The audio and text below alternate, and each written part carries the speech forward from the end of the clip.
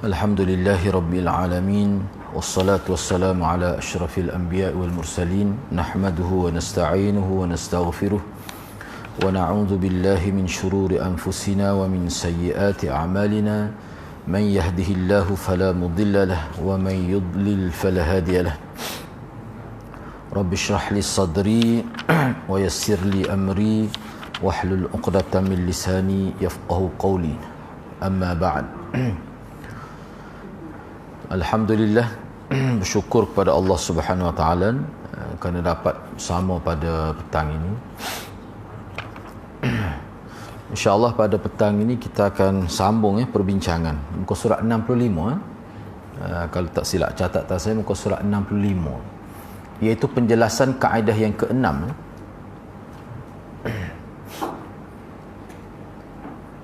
Situ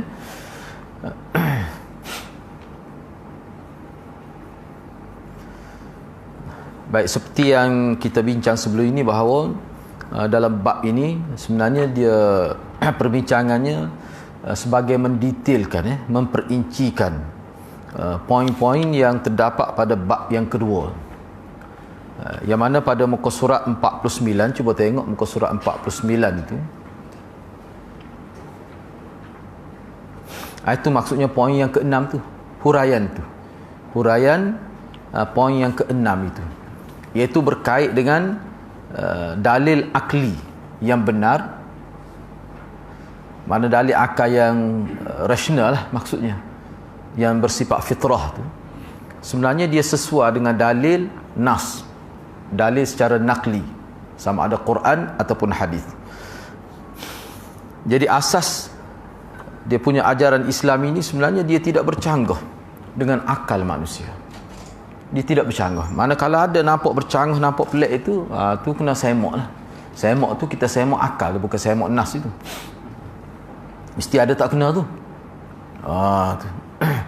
Semak Quran, lepas tu semak hadis. Bila semak hadis maknanya dia gini, saya suka guna bahasa mudah. Bila kita kata kita semak hadis, maknanya kita semak kehidupan Nabi. Sebab kehidupan Nabi ni dia dalam semua aspek, semua perkara.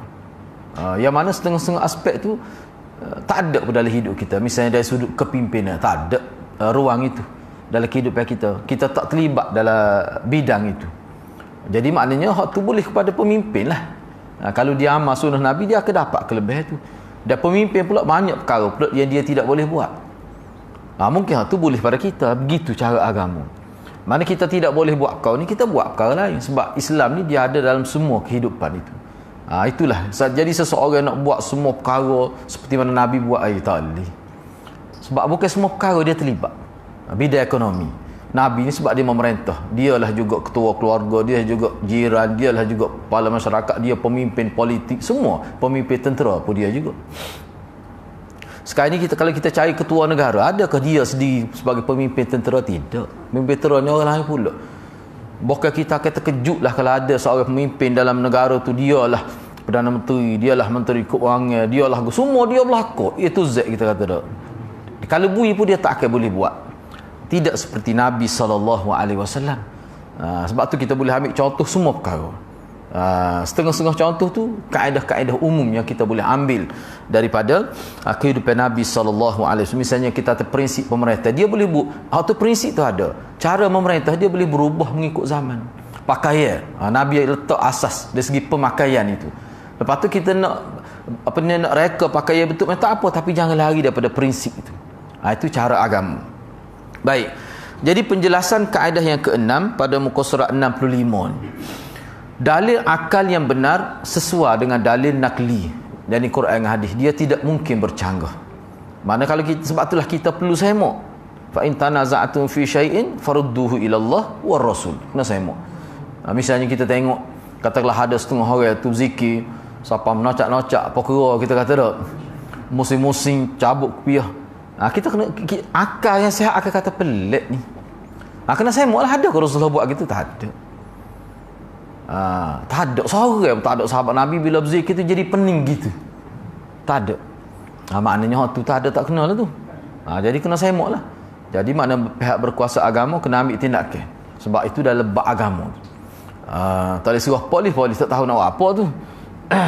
Cuma polis ni dalam bidang lain berkaitan kalau nak tangkap apa tu boleh lah. Tetapi kukuk mana pun penguasa agama, orang terlibat khusus dalam bidang agama, kalau negeri juga Majlis Agama Islam Negeri, dan juga kita kata Jabatan Agama Islam Negeri. Kalau tidak, dia akan bertanggungjawab di hadapan Allah Subhanahu Wa Taala. Baik, kata akal, kalimah aklun itu dalam bahasa Arab, aklun itu mana akal. Jadi kita guna dalam bahasa Melayu akal itu dia sebenarnya berasal daripada bahasa Arab. Dari sudut etimologi, makna dari sudut kita kata bahasa lah, dia mempunyai beberapa makna. Di antaranya adyah. Aklun dengan erti adyah. Diak itulah denda. Kena bayar diak. Kena bayar denda. Pampasai kita kata. Yang kedua, ni dari sudut bahasa ni. Akal itu dia juga dengan erti al-hikmah, kebijaksanaan. Yang ketiga, husnul tasarruf. Akal juga dengan erti husnul tasarruf, bijak mengurus, bijak mengendalikan. Bila dia buat satu tepat, itu maknanya husnul tasarruf. Aceh itu mana akal sehat benar tu kalau gitu. Secara istilah terminologi, secara istilah akal ini digunakan untuk dua pengertiannya dari sudut istilah. Dari sudut istilah. Yang pertama, maknanya kenyataan-kenyataan rasional. Saya pakai terjemah hukum bahasa Melayu kita lah. Ni dia Indonesia ni dia capur warah habis. Maknanya kenyataan-kenyataan umum ataupun yang rasional, yang baik, yang waras, dan pengetahuan-pengetahuan dasar yang bersifat prinsip yang ada pada diri manusia. Asasnya manusia ni, semua manusia hak kita kata hak normal, tak gila, tak kira lah. Kira-kira hak tidak gila ni asas mikirnya kepada dia. Tu akal tu. Kalau pelawak ni semua orang benci. Akal kata begitu. Tak kira lah dia Islam atau tidak. Tu mana rasional tu. Rasional tu. Tapi dia setengah-setengah perkara tak boleh pakai akal. Setengah-setengah perkara. Misalnya riba. Ramai mana orang kata molek riba. Dia kata punca kekayaan. Misalnya. Jadi riba ni manusia tak nak guna akal dia. Kita boleh tahu riba ni haram melalui agama. Kalau guna akal, orang kaya kata riba ni comel, dia kata tak. Molek. Bahkan orang miskin berkata sebab apa? Sebab sistem ribawi dia mempermudahkan. Sebab apa? Sebab dia ada keuntungan bagi sebelah pihak. Sedangkan dari segi agama dia tidak kira begitu. Semua tu sebab tu dia akal ni sehat setara mana pun dia bukan boleh menentukan kebenaran semua sekali. Sebab dia perlu bimbingan wahyu.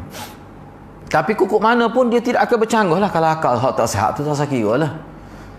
Misalnya kalau saya baca buku-buku pemahaman dia panggil ilmu falsafah barat, dia ada satu tu dia panggil ilmu jamal. Kalau terjemah lain dia panggil ilmu estetika. Maknanya satu perasaan manusia menganggap molek sesuatu perkara. Misalnya dicontoh macam tu. Kita kata kenapalah dia setengah tepat tu bahkan dilindungi oleh kerajaan. Boleh telanjang bahagian apa tadi benar ke?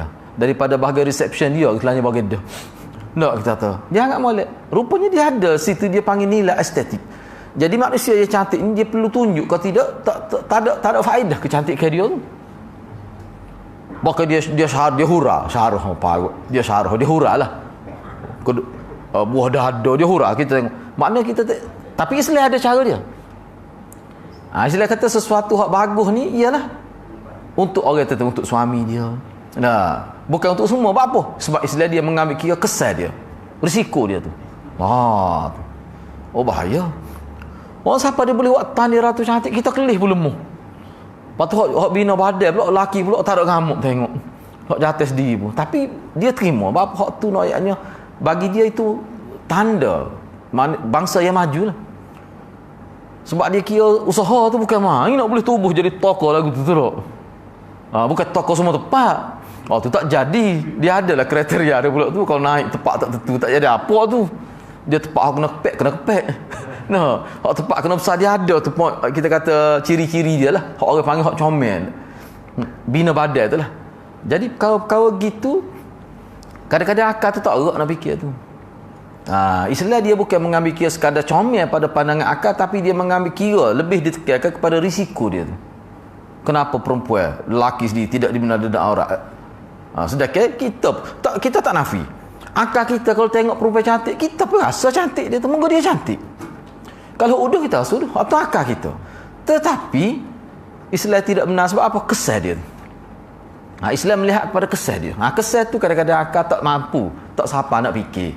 Kalau tidak kan jadi pelik lah. Mandi selanya bogel. Cuba tengok askar di Iraq tu dah. Askar jatuh. Main-main mandi bogel gitu. Tapi tengah-tengah pada gitu. Tak ada apa pun. Itu tidak dianggap jenayah. Dalam Islam tak boleh. Itu jenayah tu. Dosa besar. Punca masuk neraka juga tu. Tu. Jadi perkara-perkara gitulah. Baik, tak apalah. Jadi mengikut istilahnya, mana akal ni maknanya merupakan satu kenyataan-kenyataan umum lah dan pengetahuan dasar pada setiap manusia. Tu. Sebab kukuk mana manusia ni dia ada perkara-perkara yang sepakat semua. Dia panggil musallamat, dia panggil dalam istilah kalau kita belajar ilmu pasal dia panggil musallamat. Semua perkara orang terima. Misalnya kita kata bohong, tak ada seorang pun kata molek bohong. Itu termasuk. Ataupun kenyataan-kenyataan lain secara realiti. Misalnya kita kata ni kalau dari segi falsafah lah, misalnya kita kata kota New York, semua orang tahu ada. Kalau orang nafi tak perlu dalil dah tu. Kalau ada juga orang nafi tu makna dia menafikan musallamat. Menafikan musallamat ni maknanya bercanggah dengan rationality. Semua orang tahu dah. Yang kedua, kesiapan bawaan yang bersifat instinktif. Instinktif ni dalam bahasa Arab dia panggil gharizi dalam bahasa Arab. Dan kemampuan yang matang. Maknanya sifat semula jadi. Dan kemampuan yang matang lah, gharizi memang sifat semula jadi. Maknanya pembawakan seseorang itu secara semula jadi. Dan kemampuan yang matang. Yang mana kemampuan dia tu bersifat rush, cerdik. Itu akal sehat. Dia tak akan makan benda-benda kotor. Dia akan benci. Dia tak silah mana kita kata jenis muruah ni pun dia jaga walaupun tidak Islam. Sebab tu kita tengok orang tidak Islam pun main hebat dari segi maruahnya. Jaga. Itu kan akal tu. Tetapi dia tidak lengkap. Sebab tu Nabi kata innama bu'istu liutammima makarimal akhlak. Aku dibangkit ke muka dunia untuk memperlengkapkan itulah. Kalau tidak tak lengkap. Jangan kita ingat orang Arab zaman jahiliah ni tak ada akhlak. Ada. Bahkan dipuji dalam hadis, tapi tidak lengkap. Sebab banyak perkara dia tak ada nak faham dengan akal. Bila Islam mari, hak yang sudah baik itu diberi nilai tambah, hak tidak baik itu mana dilakukan islah. Itu cara agama. Dia tidak tolak mana kebaikan yang sudah sedia ada di manusia. Cuma kalau ada, dia cuba cungkil, dan kalau hak tidak ada tu, mana dia buat islah. Begitu cara agama. Jangan kita fikir bila agama mari ni seolah macam dia nak bersih semua hak sebelum itu. Tidak. Tidak. Sehingga Nabi kata khiyarukum fil jahiliyah khiyarukum fil Islam. Orang hak juhdah zaman jahiliyah masuk Islam pun dia akan terpilih lebih pada orang lain. Sebab dia sebelum Islam pun juhdah. Sebelum Islam pun baik dah. Masuk Islam lagi lah. Dah hak tidak baik pun jadi baik kalau masuk Islam. Kalau hak baik dah, mana kalau dia tu jenis kelayakan dia pemimpin, dia akan layak juga jadi pemimpin dalam Islam. Tapi dengan syarat idza faqiha, idza faqaha, bila dia faham, idza faqaha, bila dia faham agama. Kecuali dia tak faham Islam dah jadi apa. Tak, kalau tidak faham. Itu maksud dia. Jadi akal ni dia merupakan ardun. Sifat. Ardun ni makna sifat. Akal ni merupakan sifat atau bahagian daripada panca indera yang ada dalam diri manusia yang boleh ada dan boleh hilang. Sifat ini dijelaskan oleh Rasulullah sallallahu alaihi wasallam. Maknanya kita kata akal ni mana satu ard, satu sifat, satu keadaan yang ada ya Allah bui, dan dengan hak itulah manusia jadi mulia. Kalau tak ada hak tu, tak ada beza dengan binatang. Tak ada akal ni hadrat. Dia boleh tak malu. Telanjang boga cepat. Tu ya beza. Padahal tangan tu lah, tubuh tu lah, hak tu lah ya. Tapi kita ada akal. Sebab tu dikata akal ni boleh ada dan boleh hilang. Sebab tu akal ni pembeza yang utama antara insan dengan haiwan itu. Kena jaga malik lah. Sebab tu dia masuk dalam maqasid syariat tu, jaga akal. Tujuan utama agama salah satunya saya nak jaga keturunan harta benda maruah, akal tu.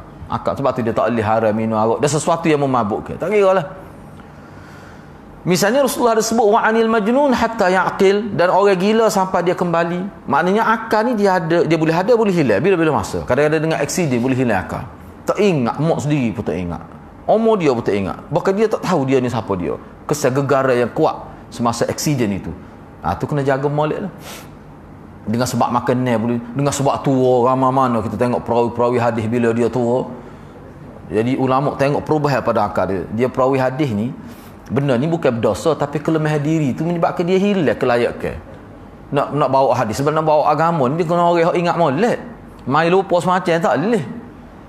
Sebab tu ulama dia kena pasti dia ni dia panggil jununul ataupun ikhtilaf dia panggil. Akal dia bercelaru ni bila? Jadi katakanlah dia umur 70 dia bercelaru akal. Ulama akan cek selepas 70, selepas umur 70 berapa hadis dia riwayat. Semua ulama tak terima hadis tu. Jadi nak cek tu bukan main tu. Makna dia orang perawi hadis ni orang yang terbuka, bukan orang duduk nusuk-nusuk dalam hutan. Perawi hadis ni orang yang hidup dalam masyarakat. Orang kenal dia. Kalau tak kenal tak boleh. Dia panggil majhulul lah. Banyak mana kita kalau kita baca tentang buku-buku Imam Syafi'i kita lah. Dia kata saya tak boleh terima hadis sebab perawi dia saya tak kenal. Kecuali ada. Saya tanya, orang tanya tak ada orang kenal. Siapa dia boleh riwayat saya bagi data dia, saya boleh terima hadis dia. Nah yang pentingnya peribadi tu. Ni kita ikut jumpa orang ambil. Kena tengok ustaz tu pasal mana. Jadi kalau ustaz tu pelik, kenyataan dia pelik, ulama dulu dia tak terima riwayat ni. Kecek pelik. Kecek tetap perkara gaib. Ni perut dia ni, dalam perut bini dia ni ada anak lelaki ni. Bila besar saya kok dia jadi hafiz.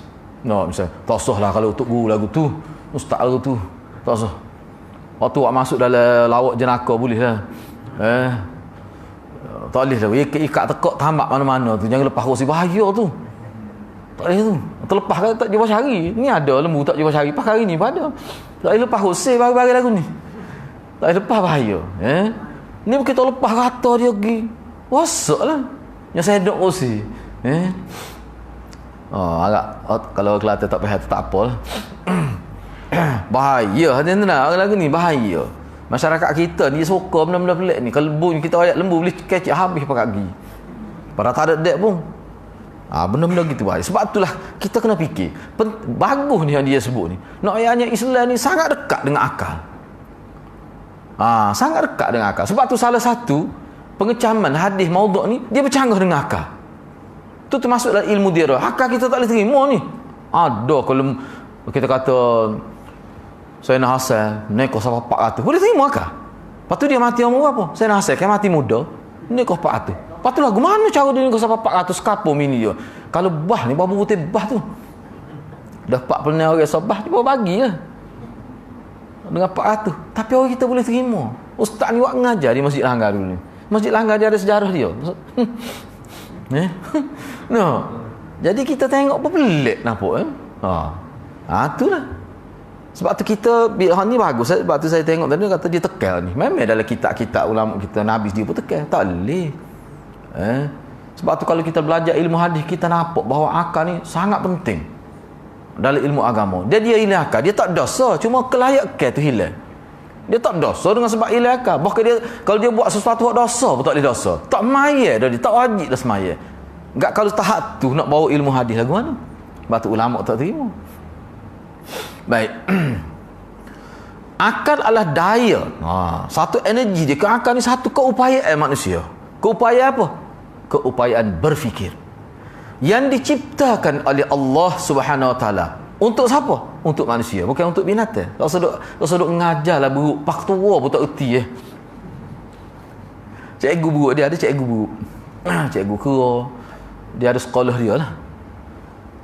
Dia hanya boleh sekadar apa yang Allah beri, tak lebih dari tu.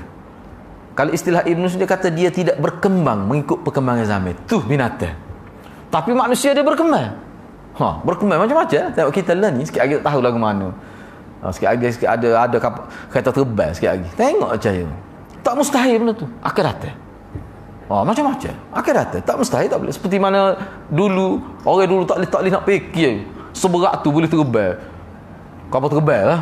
Berat tu. Dah kita sahaja berapa ratus orang. Dah pergi Mekah tu 800 orang. Betul-betul 2 tingkat tu. Kita kelihatan dengan macam mana boleh naik. Nak pakai jatuh kan. Tapi dia boleh tengok perkembangan. Dulu orang tak nak fikir tu. Sebab tu teknologi baru ni memudahkan orang pihak agama. Tak pelik lah Nabi boleh Mi'raj dulu. Nabi boleh Isra' zaman tu. Kerana hak tu Allah. Hak manusia pun Allah beri keupayaan tu lah ni. Dulu tak lah. Jadi semua tu akal tu. Sebab tadi saya sebut tadinya gini, saya sebut tu dah sebabnya ustaz tu sebut tu penuh-penuh mulut sebut dalam kuliah senasa nak ayatnya kelebihan senasa. Walaupun nikah 400 pun bila dia nikah lagi orang pergi lagi. Mak lebih lah 400-nya. Nak ayatnya hebat siapa tu? Ni bahaya. Ahlul bait dia sebut. Keluarga Rasulullah. Oh pun jadi keluarga Rasulullah jadi lagu tu pula gambaran. Oh kalau lagu tu mencemarkan keluarga Rasulullah tu, tak pernah sahabat Sayyidina Hasan ni sangat bagus. Tengok dalam hadis, tak mungkin perangai gitu. Lepas tu dia mati kena racun umur berapa? 30 lebih umurnya. Mudah benar nikah 400. Dia start umur berapa dia nikah? Kalau lepas sekolah dah start lalu. Benar lagu tu tak boleh nak fikir. Ustaz apa gitu loh. Lemah ngati.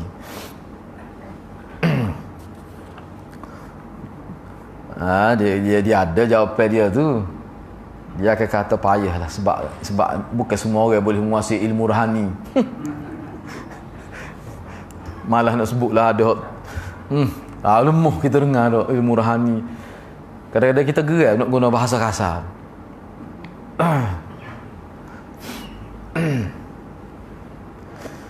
Gitulah dia. Tak payah ngaji belah mana sebab tu bagi saya lah.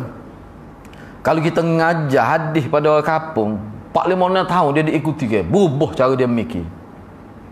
Payah dia nak timbul benda karut-karut ni. Tapi tak tahu mari jenis karut dah. Kalau ngajar molek contohnya kitab Bukhari kau Muslim, tak usah ngajar dalam supaya mesti ngajar hadis ya. Tapi ambil dia tak ada hadis pelik-pelik. Ulama kita dulu salah satu dia tapihnya selain daripada sanad riwayat. Ya Allah ke riwayat ni gini dari segi dirayah. Dirayah salah satunya makul ke ghairu makul. Akal boleh terima ke tak boleh terima? Dia ada perkiraan tu. Sebab tu ulama dalam kitab-kitab utama tak ada benda pelik-pelik. Misalnya dunia berada atas tanduk lembu. Lembu berada atas ikan nun. Ikan tu berada lain. Salah satu sebab gempa bumi. Sebab apa? Sebab berlaku ombak besar. Maka ikan pegok, lembu pegok, pakai bumi pegok. Itu berlakulah gempa bumi. Boleh jamaah mengajar masjid lagu tu. Saya pernah dengar tu masa saya kecil-kecil dulu tu. Nak ayatnya. Patu cerita Nur Muhammad daripada Boro Merok dan sebagainya. Benda tu Hindu bulat-bulat. Kita boleh terima apa tu? Kita ngaji sebab hadis ni dia mengajar manusia berfikir dengan tepat.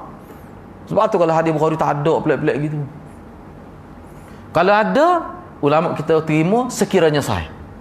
Misalnya kita kata malakul maut ditampar oleh Nabi Musa. Ditampar tu. Itu sahih. Tapi ulama kita faham macam mana? Akhir datang kita akan bincang dalam kitab Mushkilul Athar Imam Tahawi tu. Itu dalam alam lain, bukan alam ni, alam mithal, supaya alam mimpi lah. Berlaku begitu tu. Tidak ada pelik. Nabi ni malakul maut bila mari jumpa Nabi dia tanya, ni siapa kira-kiranya Allah sebab kelebihan Nabi ni bukan Nabi saja, bukan Nabi Muhammad saja, Nabi lain pun kelebihan dia diberi pilihan untuk mati. Untuk dia saja. Dalam hadis. Dia nak mati lah ni, kau nak mati bila? Diberi pilihan. Dan Nabi sendiri dia kata dia nak sekarang. Sebab tu umur 63 tu. Nabi lain pun gitu juga.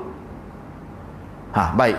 Cuba perhati malah. Sebab tu kita perlu pengajian ni semua dalam kitab. Dia tidak sebut semua dalam kitab lain. Ada ke ajaran salah ni? Pergi Brunei tentang kematian. Nak juga pilihan mati tu. Sudah ke mati untuk selain daripada Nabi ni muktamad dah. Tak boleh ubah dah tarikh tu. Untuk Nabi saja kelebihan dia. Sebab apa? Sebab atas rasa adalah sebab-sebab tertentu sebagai keistimewaan dia. Sebab itulah kita perlu tahu hak Nabi bagaimana, hak kita ni bagaimana. Kadang-kadang ada sesuatu agama ni kita kata tak boleh akal, tak boleh terima, tapi bila dia sahih kita kena terima. Sebab biasanya perkara tu dia berkait dengan perkara gaib lah. Perkara gaib. Kalau nak kira akal pun tak boleh tengok. Saya tak nampak awak ni ada akal, maka awak ni tidak berakal. Tak boleh. Kadang-kadang sesuatu tu kita boleh faham dia dengan sesuatu yang lain. Kita tahu yakin Allah ada dengan Quran, dengan tengok alam ni. Baik. Walaqad karramna bani Adam wa hamalnahum fil barri wal bahr. Dan sesungguhnya kami telah memuliakan manusia. Anak Adam tu anak terjemah manusia.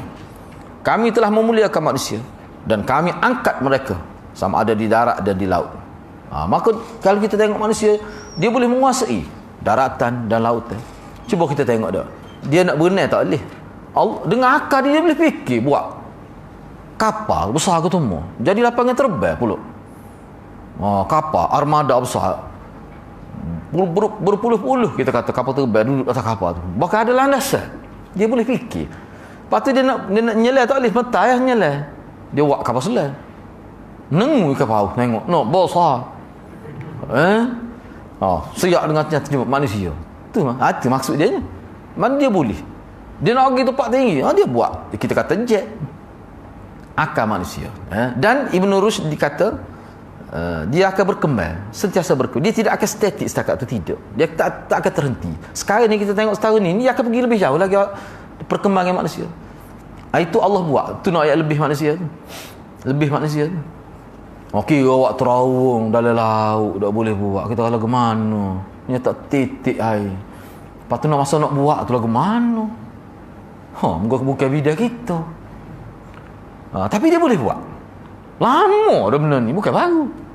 Itulah manusia. Semua itu adalah kerana akal. Akal, mulianya manusia ni. Baik. Syariat Islam memberikan nilai dan agensi ni, maknanya kalau dalam bahasa Arab dia panggil isti'jal ataupun ilhah. Itu makna agensi ni. Syariat Islam memberikan nilai yang paling utama lah, yang amat tinggi terhadap akal manusia, sehingga dia letak sebagai maqasid syariat kira. Agama Islam ni diturunkan oleh Allah ke muka dia nak jaga 5 perkara. Salah satunya akal. Besar tu akal. Okey, maqasid ni nak jaga apa? Hifzuddin, jaga agama. Agama Islam, bukan agama lain, agama Islam. Yang kedua, mana nak jaga keturunan manusia, nak jaga maruah manusia, selagi nak jaga akal. Lepas tu selagi apa dia? Apa ni kita kata agama, keturunan,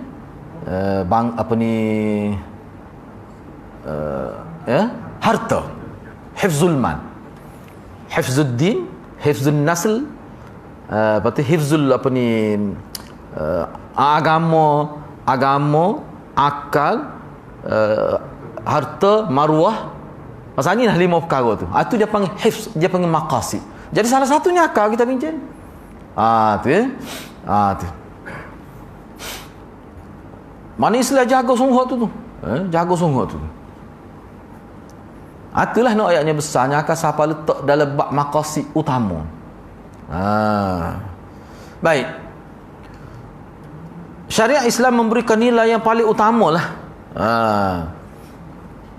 Yang sangat tinggi kepada akal manusia. Hal ini dapat dilihat daripada beberapa poin berikut. Yang pertama, Allah hanya menyampaikan kalamnya kepada orang yang berakal.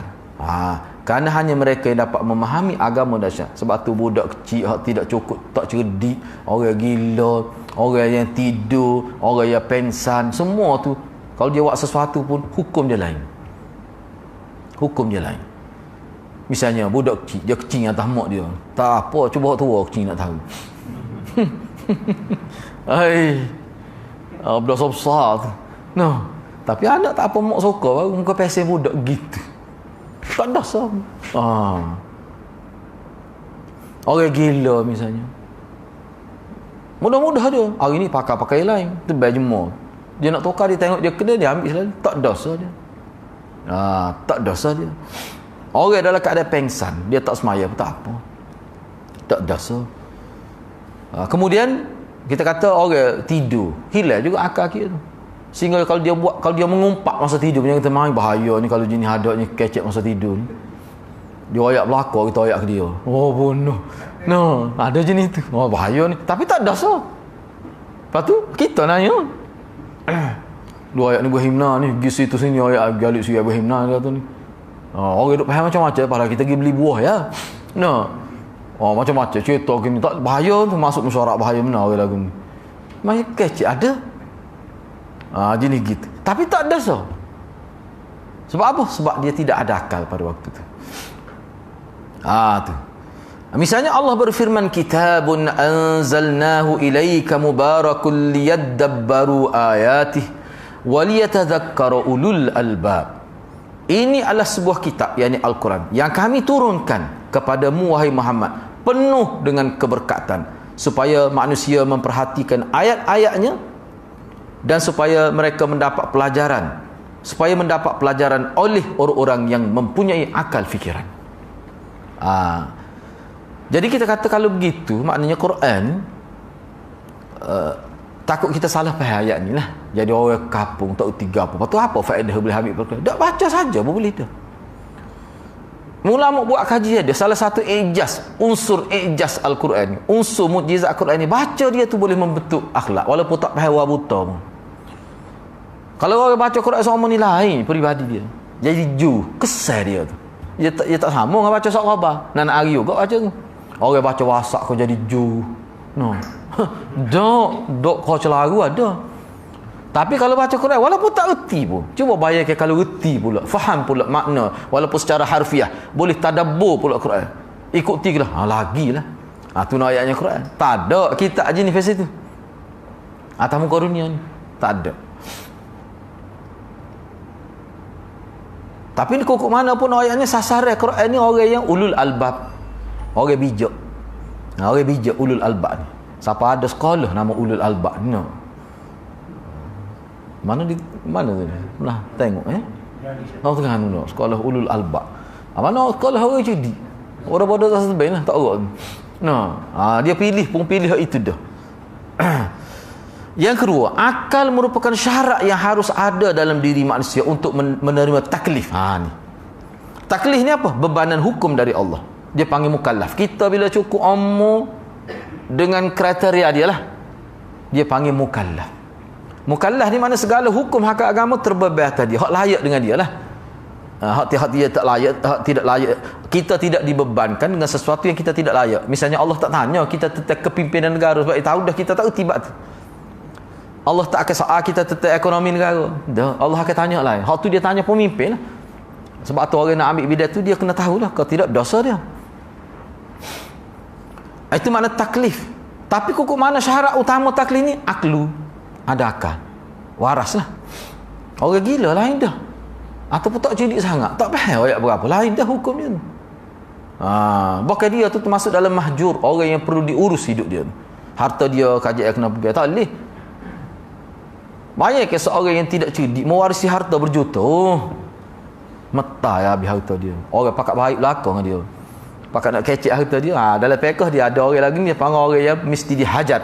Hajar ni mana dia dikawal oleh kerajaan, harta dia tak boleh. Tengok dalam agama kita. Mahjur alaih. Orang yang mana dia dikawal oleh kerajaan. Kau tidak nyayalah ke dia. Baik. Hukum-hukum syariat tidak berlaku kepada orang yang tidak menerima taklif. Orang yang tidak mencapai tahap mukallaf, dia tidak terbeban dengan hukum. Tak semaya, tak apa dia tu. Tidak dosa maksudnya. Di antara yang tidak menerima taklif itu adalah orang gila. Sebab apa? Sebab dia tidak ada akal. Otak tu ada, akal tu tak ada. Rasulullah sallallahu alaihi wasallam bersabda, "Rufi'al qalam an thalathah, 'anil na'im hatta yastayqiz, wa 'anis sabi hatta yahtalim, wa 'anil majnun hatta ya'qil." Mana diangkat pen daripada 3 orang. Maknanya malaikat tidak catat kesalahan-kesalahan dia. Maknanya dia tidak dicatat perbuatan dia tu. Daripada 3 orang. Walaupun dia buat salah pun. Siapa mereka 3 orang ni? Orang yang tidur. Masa dia tidur tidak ditulis. Yalah, kalau kita mengaji hadis, kalau dia tidur mengikut sunnah, memang dia boleh pahala masa dia tidur tu. Siapa dia bangun? Tapi kalau dia tak main subuh, tak boleh. Misalnya dia tidur tu, dia ikut sunnah Nabi, ambil wudu, lepas tu tidur pun cara baca doa. Memang dia boleh pahala straight. Siapa dia jaga? Kalau apa dia boleh pahala. Tapi tu perbincangan lain lah. Ni maknanya kalau dia buat sesuatu, katalah dia bangun, dia semaya dalam keadaan dia tidak sedar. Dia maunya semaya tahajud, tapi dia tidur tu, ada jenis gitu. Hak jalan misalnya, pergi kata-kata. Tak misalnya, dia ambil pisau ke kerak lengah adik dia misalnya tak. Dia tak khabar. Tak dosa. Lepas tu lengah adik putus tu. Tu dia adalah kalau dia melibatkan orang lain, dia panggil hukum itlaf, dia panggil. Mana seseorang yang tidur, katalah dia merosakkan harta orang lain, memang dia tidak berdosa, tapi dia wajib bayar ganti rugi. Dia panggil itlaful mal dalam istilah fiqh. Sebab apa? Tak boleh harta orang tu. Dosa adaknya, tapi mung nak bayar. Kerana telah merosakkan harta orang tu. Dosa tu tidak. Sebab apa tu? Sebab dia tidur. Kalau dia semayat, dia buat benda jahat pun tidak dikira dosa, buat benda baik pun tidak dikira pahala. Sehingga dia jaga.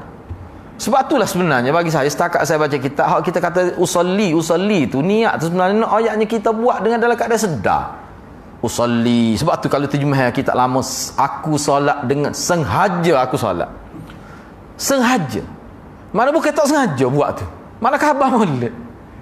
Sebab tu Tugu Mti Usah kata tak khabar mana mandi pakai baju ketemu tu khabar lah tu. Kalau bocok tu tak khabar. Misalnya pakai baju Melayu bocok, tu tak khabar tu. Ni tak bawa kat sejadah, khabar lah tu. Tu makna usalli sebenarnya. Tu. Kalau kita kata gitu orang marah. Dia tak boleh rupanya kata gitu. Sebab tu yalah gitulah. Baik, tak apa. Yang keduanya kanak-kanak sabi ni sebenarnya terjemah asalnya bayi dalam bahasa Arab. Bayi sehingga dia ihtilamnya bermimpi yang menjadi tanda kepada sampai umur tu. Tak kira lah cerdik tak cerdik pun, kira-kiranya boleh tu. Tu. Mana sampai umur lah mudahnya kita bulu. Sampai umur. Wa anil majnun, dan orang gila sehingga dia berakal. Sebab ada setengah orang gila ni dia pulih daripada gila tu. Dan ada setengah orang tu dia gila tu sekali-sekala. Tak kira lah istilah ngeyel ke apa, tak kira lah. Tapi dia ada dalam keadaan mula. Saya ada anak mungkin saya pun gitu. Hebat dia, boleh naik bahasa dia. Dia baca Urdu boleh, bahasa Perancis pun boleh. Masa dia ngaji di Mesir pun orang kagum dia. Memang kelebihan dia di sudut mudah terima bahasa. Tapi takdir Allah Taala jadi dia sebenarnya dia demam panas sasaran jadi lepas hari tu. Orang Kelantan kata sasaran. Tapi dia molek-molek lah, kecek saya gini-gini. Dia ingat kadang-kadang kita tanya keluar dia berhoyak. Ingat dia kuat. Tapi bila dia gila, dia lain. Tapi ingat dia tak hilang. Pernah berlaku satu kes lah di Masjid Lunda. Dia pergi tu, ada ustaz tu kecek salah fakta. Dia gila masa tu dia tengah itu tu. Kalau dia gila biasa dia bawa senapel. Napel anak dia. Bukan napel ngoti. Kalau tu email pun tak ada gitu. Jadi ustaz tu salah, dia tegur. Dia pun baca Al-Quran ni hal tu. Nengu ustaz tu. Gila biasa tu bahaya tu. Dia main ingat lebih pada ustaz tak gila. Tapi nak buat macam mana tu tak? Sedih lah. Sedih. Dianya ustaz dia mengajar di sekolah. Tapi bila dia mari kena tu tak mengajar dia. Boleh anak-anak dia pun cerdik kita tengok. Itulah hadirat kadang-kadang. Sebab tu kita orang-orang gini, kita rasa dia pada hakikatnya lebih mulia daripada kita lah. Dia tu bagus dia ni. Baik, ketiga, ayatnya kelebihan akal ni kita nak tengok dari segi keutamaan akal dalam konteks agama. Yang ketiga, Allah Azza wa Jal mencela orang yang tidak menggunakan akal. Misalnya celaan Allah terhadap ahli neraka yang tidak menggunakan akal. Kita kena guna akal kita ni, kena mikir, biar banyak berfikir. Sebab kalau dalam kajian tentang akal ni, manusia yang tidak banyak guna akal, tidak banyak berfikir, akal dia jadi lemah. Kalau guru saya tu dia kata 10 orang bawa motor duk bawa 40 semua. Kadang-kadang parok time mesin nak bawa 60 tak arok. Sebab tu dia ada juga kena pecut sampai rapat meter jari-jari. Cedek time emergency. Sungguh hamba kena dah tu. Kata mu ni bawa rupanya ada jenis bawa motor 60 gitu daripada mula-mula beli. Tak arok lah. Nak peras sikit tu duk dia jadi nerai. Ayat mana apa nak mampu gitu. Bila siapa lebih pada limit je. Tak boleh. Akal manusia ni kena mikir sama. Baru dia berlaku panggil orang Kelantan panggil beri akal tu. Tepat bahasa Kelantan tu. Dia jadi beri. Kalau tidak dia jadi menguncup gitu dah. Payah. Jadi beri. Orang yang otak tak beri sentiasa tak mikir, suka benda-benda hak rengeng-rengeng, dia tak boleh mikir benda-benda berat. Jin duk baca buku gila-gila semua. Kalau tidak gila pun hati-hati lah, saya rasa dekat-dekat. Duk baca buku-buku jenis majalah, kalau tidak jadi artis pun jadi gong sebab tu. Talih ajak kita, sebab tu bahan bacaan ni dia ginilah mudah. Kalau dalam buku falsafah Islam dia sebut bahan bacaan ni sebenarnya dia membentuk pemikiran manusia. Kalau kita apa yang kita baca, itulah kita. Hak kita baca tu. Sebab tu orang baca Quran semua ni, walaupun orang kampung pun dia lain hidup dia. Walaupun dia tidak berpendidikan tinggi, tapi kita tengok hidup dia wasal lain. Allah beri keberkatan. Hak tu lah. Baik, Allah berfirman, ni celaan Allah terhadap ahli neraka yang mana mereka tidak gunakan. Cerdik tapi tak saya gunakan. Wa qalu law kunna nasma'u aw na'qilu ma kunna fi ashabis sa'ir. Dan mereka berkata, bila mereka tengok azab Allah di hari akhirat, mereka kata, kalau dulunya, ni saya terjemah mudah kan? Mereka kata, siapa dia? Orang yang telah tersedara sebagai ahli neraka. Lau kunna, kalaulah dulunya nasma'u, kami dengar, ataupun kami memikirkan perkara itu, ma kunna fi ashabi, hari ini kita tidak termasuk dalam penduduk ataupun penghuni neraka sa'ir. Tapi kita dengar dululah. Muhammad mari rumah kita, mari kita kecek berdebat, buka, kita kata peluang untuk bermuzakarah. Tak faham mana agama, bersedia Nabi 13 tahun Mekah, tapi tak terima juga. Walaupun buntu, walaupun tak boleh jawab. Penyesalan bila berlaku, kalaulah dulu kami guna akal, fikir biar molek, tapi tak guna dulu. Bila ni? Ketika mereka sudah tersenara sebagai ashabus sa'ir, ahli neraka. Sa'ir ni kalau mengikut ulama salah satu nama pada neraka. Dia khilaf ulama sebenarnya. Setengah ulama kata Jahannam tu dia salah satu nama neraka. Ada juga ulama kata tak, Jahannam tu dia nama pada neraka keseluruhan. Di bawah dia tu ada nama-nama lain. Khilaf ulama situlah kalau kita baca dalam kitab. Sebab Jahannam ni asal maknanya untuk menyatakan sifat neraka. Salah satu sifat neraka hak berat yang selain pada api yang menyala-nyala, dia dalam sangat neraka. Sehingga dalam hadis sebut kalau dilontarkan batu sampai 70 tahun baru sampai ke asfal dia tu, dasar dia tu, dalam sungguh tu.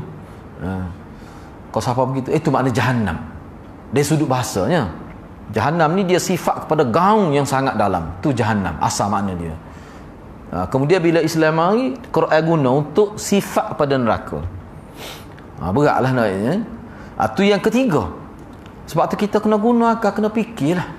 Kadang-kadang sebab tu kita perlu mesyuarat. Kadang-kadang bukan semua kita boleh fikir. Tak ada nak fikir, kita panggil mesyuarat. Demo kawan gini nampak pandang kan. Tiba-tiba pandang orang lebih baik pada kita. Nak ayahnya akal manusia ni berbeza-beza. Sebab tu disyariatkan bermesyuarat ke apa-apa. Berbincang. Sebab kalau nak fikir seorang tak boleh. Nabi sendiri pun bermesyuarat dengan sahabat dia. Jadi maknanya apa tidak? Bila kita tahu ni, kita nampak rupanya salah satu yang boleh mengembangkan, menyebabkan jadi beri akal ni ilmu wahyu, ilmu agama. Itu benda yang besar. Dia beri siapa ke selepas mati ada maklumat. Yang keempat, penyebutan begitu banyak proses dan anjuran berfikir dalam Quran. Seperti tadabbur, tafakkur, ta'akkul. Ni bahasa dia lah. Kalau saya sebutnya gini mudah. Banyak dalam ayat Quran, dalam hadis Nabi sebut anjuran supaya berfikir. Perkataan-perkataan yang merujuk pada guna akal. Semua tu guna akal, apa dia kita kata? Kita kata berfikir.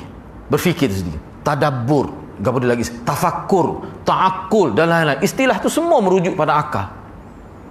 Lagi duk tafakkur. Tu kena mikir, dia ada tadabbur. Semua tu merujuk pada akal semua tu. Ta'akkul, fikir betul ke tidak, rasional ke tidak, ta'akkul. Semua berkait dengan akal tu. La'allakum tatafakkarun, misal ni contohnya, mudah-mudahan kamu berfikir. Kadang-kadang nak mikir ni tak erat, perlu bantuan orang lain. Tu. Afala ta'qilun, tak fikir ke? Mu tak fikir ke? Tu afala ta'qilun. Apakah mereka tidak boleh fikir benda ni? Boleh sangat. Tak boleh fikir, tu berhala, tu batu, kerah kejung, duk sembah tu, tak boleh fikir ke bagi gitu? Tak boleh fikir ke? Ni burung ni. Burung apa? Duk atas awan. Cendrawasih. Maha ajak cendrawasih. Bulu dia besar tu beratus-ratus ya. Kita duk tengok nampak sepuluh. Kata tak ada kesal cendrawasih hak hidup amu nak tengok. Sebab dia sagi tu 5. cendrawasih. Dia jual sesa ni saya letak tu dia jadi azimat. Tak dia kata tak accident, tak kena tu. Malah sebutlah ustaz mana ustaz ni pegang sungguh lah. Saya pergi tengok. Dia kata kita. Siapa sini bulu tak ada dia jual. Dia cerita, saya kata gapo dia, bocor racun raya. Dia pun cerita lah Allah kata boleh pergi. Tak patutlah, tak boleh nak afala tak kira mu tak fikir ke? Burung ni tak akeh dah mengikut kawan tersebut. Dia duduk atas hawa tak turun. Bagai duduk atas hawa tak turun, kita naik kapal terbang nak minggu tak jumpa saya ke habuk. Lepas tu duduk atas hawa, lepas tu nak berinteraksi, nak berusaha dengan manusia lah ke mana? Dia minum air embung dia kata, tak tahu dia raya. Ni muka cerita bukan hadis. Boleh percaya lah orang kita. Dia sayap besar duduk lini sini dia jual duk. Siapa 500 riyal so. Saya kata ni je ambil sayap mana tepek ngegai ni. Kita duk kata. Orang kita boleh terima nak ayatnya masyarakat sebab tu masyarakat ni dia nanti ada yang sesak. Tak ada tak apa, ada sesak lalu. Tu bahaya Padahal benda tu kita fikir nasabah kau tidak. Wallahu a'lam lah cerita kes ni juga. Burung dia tu kena curi. Daripada 5 ekor kena curi seekor. Sedangkan dia ayat kau orangnya hikmah ni kalau orang curi tak masuk. Orang curi dengan burung-burung. Tapi orang kita tak boleh mikir lagi bagi lagu tu. Tak boleh mikir lagi. Atau pelik sungguh. Supaya juga kita kata tarik duit nak jadi kaya. Tok momo sesok dedek. Kalau dia boleh tarik ke dia dulu. Tak boleh fikir kita pun ustazah buat kerja. Amo tahu mengambo pernah minta nak masuk. Tapi oleh kerana kita tak bayar fee tu dia benar masuk. Tapi kalau boleh duit pun tak boleh ambil kata. Memang kita kata aku tahu dah tak boleh. Dalam hati pergi tengok dahsyat. Saya tengok sedikit. Daripada tengah malam sampai subuh dia buat tu. Tok momo lah buatnya. Ustaz dengan ustazah banyak terlibat. Dia kata baru ni dia buatnya. Hak jeli saya tak pergi. Jauh dah, gone dah. Hak ni tu. Pergi tengok Allah. Tak nak fikir. Sebelum Covid mah ada lagi kes ni. Hak terlibat. Dia tanya saya, dah saya marah dia kata haram kau Ustaz. Dia kata haram. Perbuatan tu haram. Majulah kata. Kok mana haram? Kata ginilah kalau nak tahu tu mai ngaji lah kata. Ngaji. Baik, kalau kita tak sekira Quran hadis kira akal, nak mari mana duit tu? Dia kata duit orang bunia. Tengok tu. Ada sebut tu orang bunia. Lepas tu nombor siri dia duit ni nombor siri dia tak sama. Kok mana? Kalau dia ambil dalam bank tu orang panggil curi. Lagu mana duit tu? Pergerakkan duit boleh siapa tu ketuk rumah tu. Akhir sekali siapa pukul 5 dekat subuh tak turun juga. Dia kata nampak dah tak turun. Lepas tu dia kata sebabnya keramat Tok Oli. Keramat Tok Oli hak nama Tok Kenali. Tahulah duduk mana sebut Tok Kenali. Saya berkata lah hati mengarut molek tapi boleh terima. Kena buat semula, tak boleh buat dari kawasan wali ni. Dia kata, bila tak jadi dekat dengan subuh. Benda-benda gini kalau dalam agama bila kita belajar guna ke akal tu. Orang kerja pagi-pagi gelap pun tak boleh fiti. Benda-benda gitu. Agama Islam ni ambil kira sangat akal manusia ni. Tapi tidaklah siapa membelakangi wahyu ada. Dia ada pula kaedah-kaedah dia tu. Cuba kita tengok lagi tu. Afala yatadabbarun al-Quran. Apakah kamu tidak ambil iktibar daripada Quran tu? Sebab Quran ni kadang-kadang dia sebut hak di sebalik tu kita kena fikir. Apa yang dikehendaki oleh ayat Quran tu? Apakah yang kelima, Islam mencela taklid yang membatasi dan melumpuhkan fungsi dan kerja akal. Dia panggil taklidul am. Kita boleh ikut orang, tapi jangan sampai jadi akal tu tidak berfungsi. Tali. Dalam istilah dia panggil taklidul amma, ikut buta. Tak ikut boleh, memang ulama terima orang awam ni dia boleh ikut ulama atas dasar taklid. Tetapi cara ikut tu macam mana? Kena tengok. Sebab itulah di sinilah sebenarnya tanggungjawab orang alim bila dia sebut pada masyarakat, bila dia sebut pada umat, dia kena sebut dalil. Biar masyarakat, memang masyarakat tak ingat dalil, tapi masyarakat ingat, ustaz ni sebut, kena buat gini, ni dalil dia. Mengukuhkan keyakinan dia. Dan dia mengawal maklumat tu. Sebab dalil ni salah satu fungsi dia mengawal maklumat tu. Kalau tidak maklumat dia boleh bergerak begitu saja tanpa kawalan, bahaya.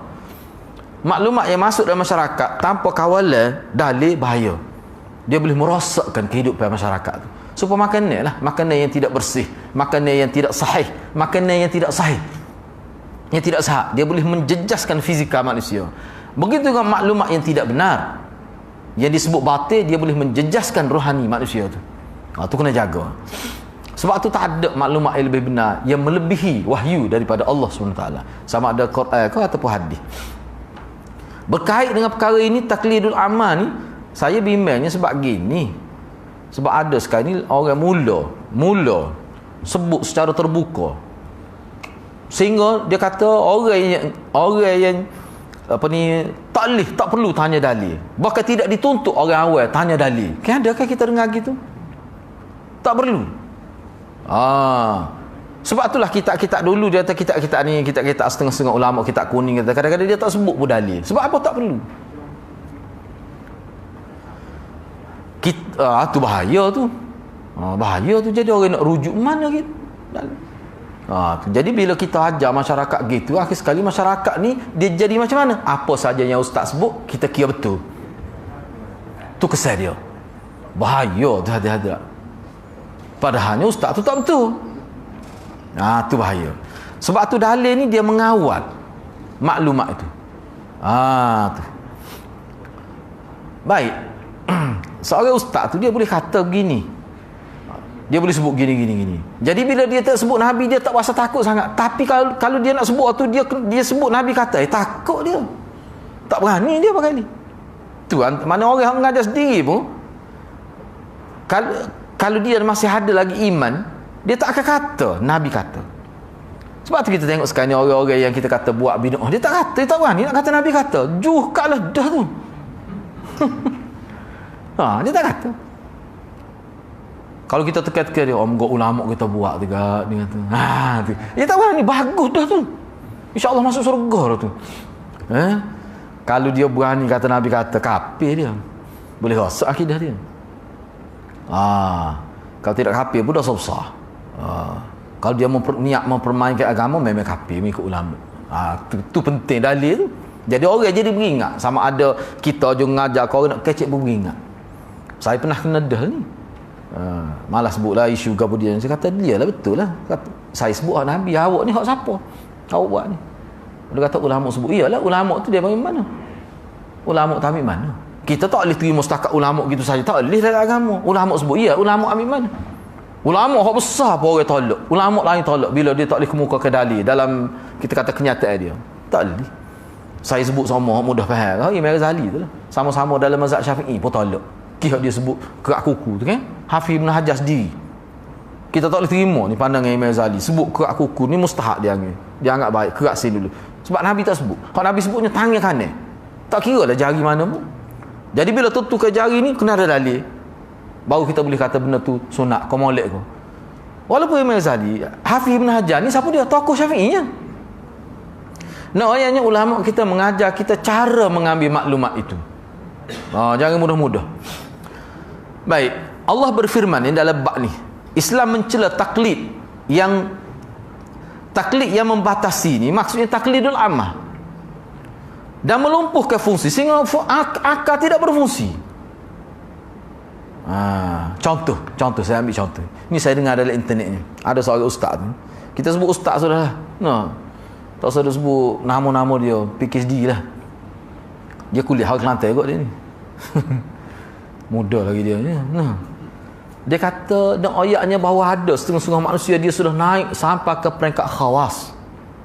Peringkat tinggi. Sehingga orang-orang gini, kalau kita tengok dia buat salah pun kita tak boleh hukum melalui syariat. Bagus bahasa dia guna. Sebab apa? Sebab dia ni sudah melepasi tahap tu. Ada orang lompat naik atas pada syariat ni. Berat dia ni. Dia pun buat contoh. Contohnya bila seseorang itu pergi ke kubur wali. Dia pergi situ ya kubur ni. Dia duduk belik situ ya. Kubur tu ya. Pergi katalah dia olah tangan bersalah dengan orang mati. Kita tak nampak dia bersalah dengan siapa. Kita tak boleh kata dia gong. Saya tu tambahan saya tu. Kita tak boleh kata apa. Biar dia. Jangan kata apa. Jangan kita cela dia apa. Sebab kita tak nampak. Dia tu sedang bersalah dengan guru dia dalam kubur. Guru dia olah tangan. Cuma kita tak nampak. Sebab kita bukan tahap dia. Dia kalau nak pelawak biasa apa situ. Baru nasabah, baru padan nak pelawak. Kau nak kecek gong ni biasa apa gitu. Tapi orang kita boleh terima. Ngajar pun tak ada siapa sekat dia. Sedangkan video tu secara terbuka. Enggak, kita kena ingat zaman internet ni bukan orang Islam saja tengok video tu. Orang tidak Islam pun tengok juga. Dia kata lagu ni agama Muhammad bawa. Patut pun dia tak hormat pada agama kita pun. Sebab dia kata pelik. Dalam hak dia tak ada perangai lagu tu. Punuh pak kita ke orang lagu ni. Tapi orang tu lah. Tahu orang lagu ni tidak nyai ikat pula. Duk ikat hak lain. Itulah masalah. Sebab tu bagi saya orang terlibat dalam urusan jaga agama, dia bertanggungjawab depan Allah SWT. Seluruh rakyat ke mana pun. Dan saya akan tuntut di hari akhirat. Kita sebagai orang Islam lah. Kalau dia awak tak tahu. Sebab ada agama tu saya kritik dalam debat ni. Dia kata, Ustaz Ding, saya tak akan bertindak kecuali benda tu jelas. Berat. Nak nanti jadi buah dulu baru nak kata buah durian. Saya tak berani nak kata buah durian sebab tak tubik buah lagi. Nanti orang sesak larat baru nak sekat. Kalau awak ni pakar sungguh dalam bidang pertanian, awak tengok benih, awak tahu dah pokok ke apa. Kalau tidak tak sejadi, tak usah duduk di kursi tu. Bahaya rosak masyarakat. Nak nanti sesak dulu. Ulama kita sebut dah sesuatu ni, contohnya ulama kita senarai antara yang menjadi punca sesak. Bila berlaku dia tidak sesak lagi, tapi ni boleh bawa pada situ. Gapo dia? Melampau memuja orang soleh. Ghuluwun fisal. Ini memang dia tidak sirik selalu. Tetapi dia boleh pergi situ. Mana kalau ada berlaku ta'assub pada pemimpin, ta'assub pada guru, kena sekat selalu. Dia boleh pergi situ. Tu cara agama. Lepas tu lagi tawassul pada orang mati. Tu benda-benda yang memang surah pengalaman ulama. Sesak manusia kita. Sebab tu dia sekat awal-awal. Jadi kalau kita tak jaga tu, tawassul ni boleh lagi, atau khilaf lagi tu. Duk main lagu khilaf bab geria ni, bab afdal ke bab syirik. Benda-benda gitulah kita ni dia tak faham. Baik. Saya ambil sikit lagi. Perbezaan antara taklid dan ittiba'. Ni bagus ni. Perbezaan antara taklid di bawah yang kelima ni, iaitu taklidul a'ma, taklid buta tu yang dicela oleh agama tu, dia beza. Satu lagi dia ada istilah dia panggil ittiba'. Sebab dia ittiba' dengan taklid ni sebenarnya semua dia bermaksud ikut. Taklid pun mana ikut, ittiba' pun ikut juga, tapi dia ada beza tu. Cuba kita tengok apa beza dia. Sebab tu kita dengan Nabi ni ittiba'. Ittiba' ni apa makna? Kena tahu nak ikut pun. Kalau taklid ikut buta, tak tahu pakai ikut gitu ya, tu dia panggil taklid. Mudah ni, bahasa mudah. Tapi cuba tengok sini. Tu saya sebut tu mudah faham. Perbezaan antara taklid dan ittiba' adalah sebagaimana yang telah dikatakan oleh Imam Ahmad Ibn Hanbal. Ni tok guru Imam Syafi'i ni, Imam Ahmad. Dan dia kata dia anak murid Imam Syafi'i juga, sebab dia saling memberi dan menerima ilmu ni antara Imam Ahmad dengan Imam Syafi'i ni. Baik, apa kata dia? Mazhab Hanbali dah ni. Ittiba' adalah seseorang mengikuti apa-apa yang datang daripada Rasulullah. Makna dia tahu ni sahabat para Nabi, maka dia ikut. Tu makna ittiba'. Makna ada maklumat. Bukan kata ikut bodoh. Taklidul amal ni tak ada maklumat, pakai ikut gitu ya, betul ke tak betul. Ni dia jelas, makna dia tahu ni hak Nabi, baru dia ikut. Tu dia panggil ittiba'. Itu kata Imam Ahmad. Takrif dia tu. Ittiba' adalah seseorang mengikuti apa-apa yang datang daripada Rasulullah sallallahu alaihi wasallam. Ibnu Abdul Bar, salah seorang tokoh besar ni, dia kata wafat pada tahun 463 Hijrah ni, dalam kitab dia Jami'ul Bayan, Jami'u Bayanil Ilm wa Fadlih. Ni nama kitab dia. Yang mana dalam kitab ni dia menerangkan, dalam kitab ni Ibnu Abdul Bar memperjelaskan antara ittiba' dan taklid. Perbezaan antara ittiba' dan taklid, iaitu terletak pada adanya dalil-dalil qat'iyah jelas. Kalau ada dalil tu dia panggil ittiba'. Kalau tak ada dalil ikut juga, tu dia panggil taklid.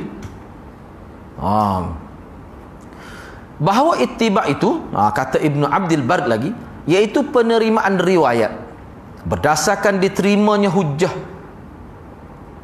Terima riwayat bila riwayat tu sahih. Maknanya ada dalil, riwayat ni sahih. Tak boleh terima sebarang riwayat. Mana kena pasti dulu riwayat itu sahih. Walaupun kita tidak boleh kaji, tapi ulama sebut.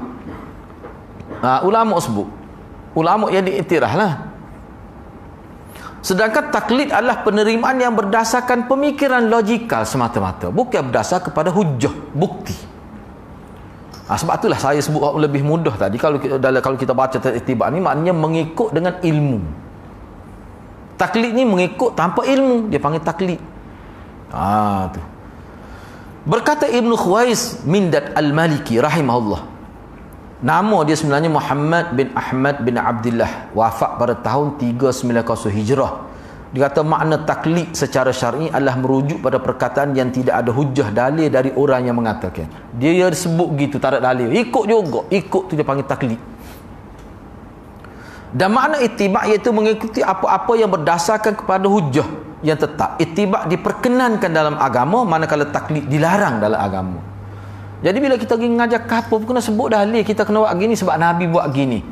Kalau tak disebut hadis pun tak apa, sebut Nabi, tak apa dah. Sebab kalau orang Islam semua dia takut nak guna nama Nabi ni, takut nak kecek tentang Nabi, kecuali jelas.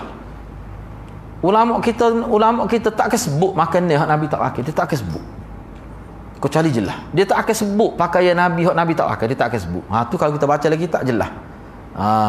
Tak ada seorang ulama kita kata Nabi ada makan itik, tak ada. Ayat kapal ada. Bila sebut ayat kapal, dia sebut lalu hadis. Ni Nabi makan ayat kapal, dalam hadis ada sebut. Roti jala kata tak ada, roti ada. Pizza kau tu memang tak ada. Kita tak boleh sebut tu sebab berkait dengan Nabi, tak boleh.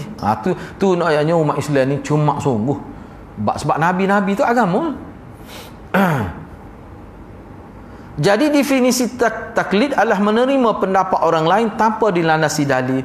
Jadi taklid ini adalah terima pendapat orang lain tanpa ada dalil. Tu orang panggil taklid. Tu jelas aja. Sebab tu kita nak biar dalil, sebab tu kita kena tanya. Kecuali kalau kita tahu dah, tak payah tanya lah. Kalau kita tak tahu, ustaz, ada ke dalil bunyi pelik ni? Tak, saya dengar ustaz tu kata gini, dia kena ada begitu. Muzakarah lah tu memang. Kadang-kadang kita salah. Kalau kita tak tegur, kita tak tahu. Kita tak dengar orang lain, kadang-kadang kita tak tahu kita salah. Ilmu ni gitu sifat dia. Moga kita ni bukan maksum. Kalau Nabi tak apa. Nama maksum, tak maksum kita. Duduk pulau orang maksum. Tapi tak maksum. Tak maksum. Yang keenam ni kita bincang semula lah insya-Allah. Yang keenam. Jadi hak kita bincang ni hadirat kalau perhati molek dia sangat penting sebenarnya. Sangat penting dalam kehidupan kita sebagai orang Islam lah. Yang mana perkara kita bincang ni dia bukan untuk kehidupan agama saja ni.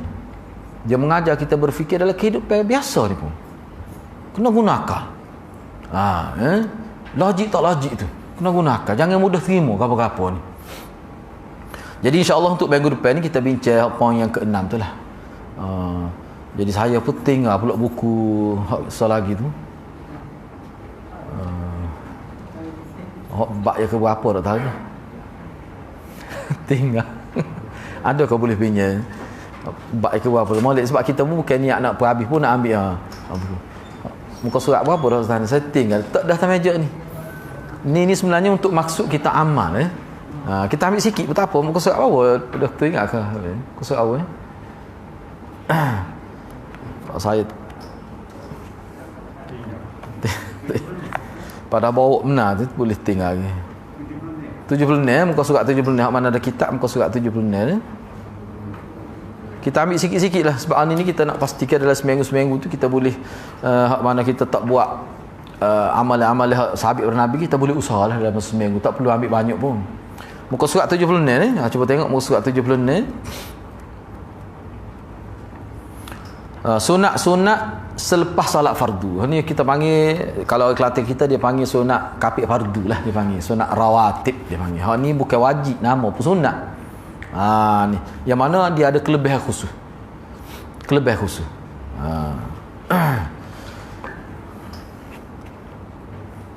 Yang pertama beristighfar 3 kali dengan ucapan astaghfirullah. Ni selepas sembahyang ni. Tidak semesti sembahyang saja ni. Sunnah-sunnah. Hak sembahyang tu dia ada akhirat lah. Bab khusus. Misalnya lepas kita sembahyang tak ni sembahyang fardu. Sembahyang fardu secara khususnya.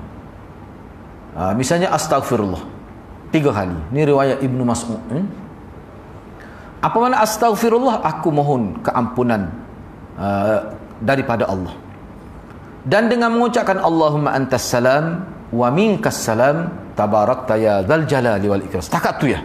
Kalau ada lebih lagi tu tidak sabit dalam mana-mana riwayat. Allahumma, ya Allah ya Tuhanku, antas salam, engkaulah Tuhan yang memberi kesejahteraan sebab engkau as-salam. Wa minkas salam, dan daripada engkaulah kesejahteraan sebab engkau Tuhan as-salam. Tu nama Tuhan. Daripada Allah lah punca as-salam itu.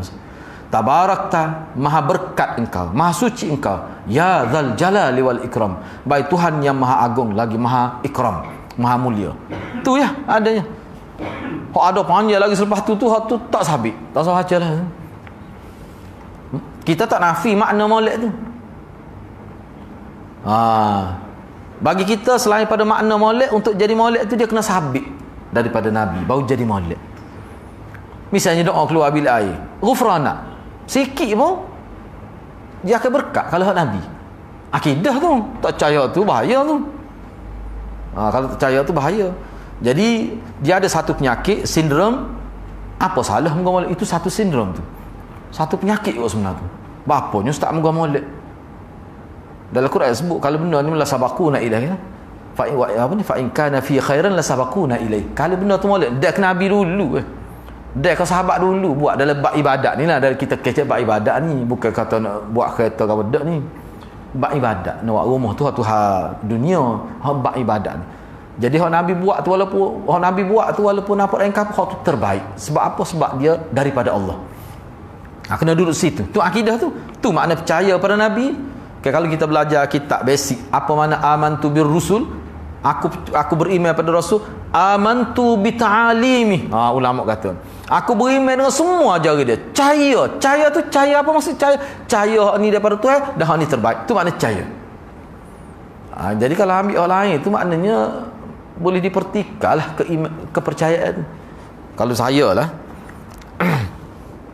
mudah kita kata kalau dah Nabi buat tu, lepas tu kita buat lagu lain, lepas tu kata ikut Nabi, lagu mana? Tu kena jelas. Mudah ni.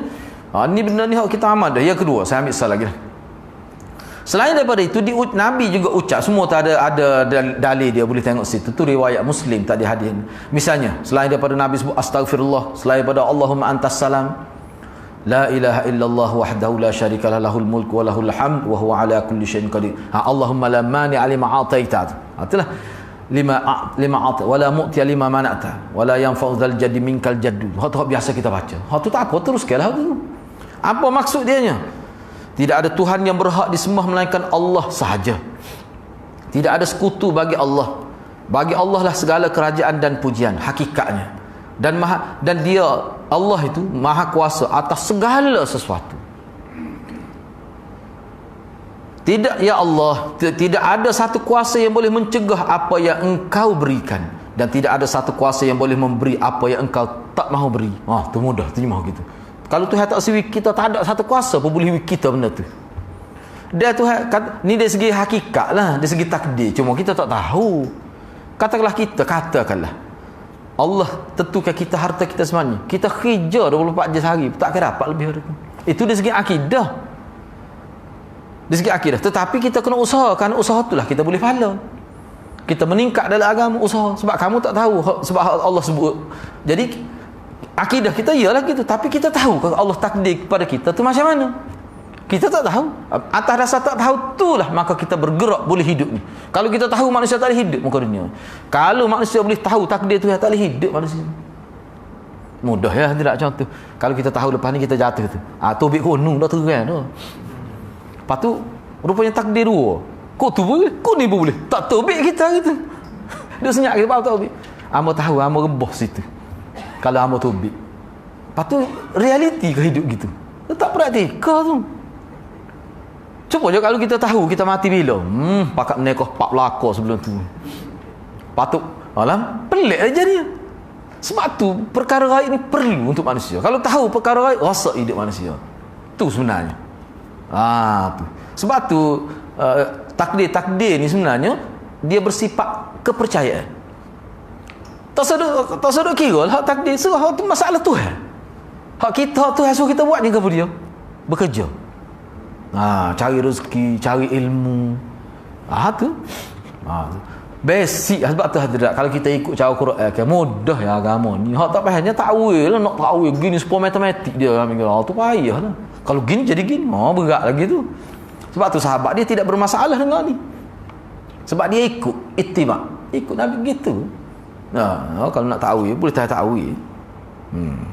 Supaya ada. Biarlah ni saya sebut ni sebab benda ni tu dah. Nak ayat ni bab takdir tu kan.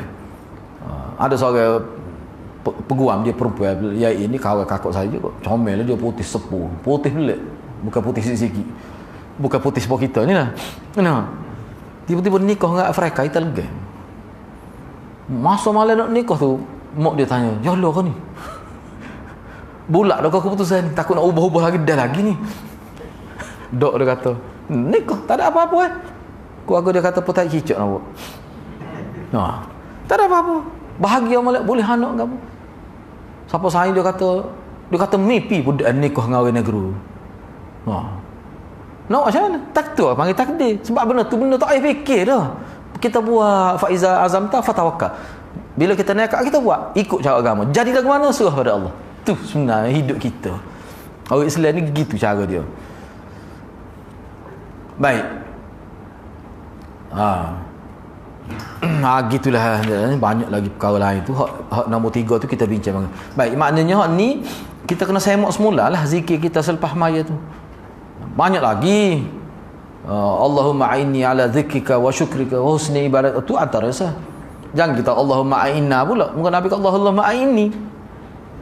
Dan Nabi semasa dia jadi email dia kata Allahumma a'inni, ya Allah tolonglah aku untuk aku bersyukur pada Engkau. Kita minta tolong Tuhan biar kita boleh bersyukur. Wa husni ibadi. Maknanya kita minta dengan Tuhan untuk menjadi menjadi hamba yang paling berihsan dalam hidup. Jadi masing-masing kena baca. Tiba-tiba saya dengar, malah sebutlah macam mana, Allahumma a'inna. Dia kata tak boleh henal dalam gua ramal ni. Tak masalah Nabi, masalah ramal kita juga. Nabi kata masa dia jadi imam tu, riwayat tu sahabat boleh sebut sebab dia baca ketika selepas dia jadi imam. Sebab tu sahabat dia macam-macam masa. Sebab tu guru saya, salah seorang guru saya lah, dia kata hak tu jelas dah Nabi nak ayat. Maknanya hak tu Nabi nak, kalau orang cerdik dia faham lalu tu, mau Nabi suruh baca sendiri-sendiri hak tu. Tidak di franchise hak tu. So baca sendiri. Sebab tu dia depan khalayak selepas jadi imam, dia pun kata Allahumma a'inni, Allahumma ajirni misalnya, Allahumma ajirni. Depan sahabat pun dengar. Masing-masing kata hak tu dia naknya. Kita kata mana sahabat Nabi, doa dia seorang. Tebalah kata kita nak tahu jadi lagu mana. Kalau nak boleh nyakit parut. Dah lah kedekut tu Nabi. Itulah kata kita nak tahu. Yang nak ubah tu lah. Begitulah hadirat. InsyaAllah kita akan sambung perbincangan pada minggu hadapan pada poin yang ketiga muka surat 77. Gitulah. Saya setakat itulah dulu. Mudah-mudahan Allah berkati kita semua. Aku lu qouli hadza wa astaghfirullahal azim li wa lakum. Wassalamualaikum warahmatullahi wabarakatuh.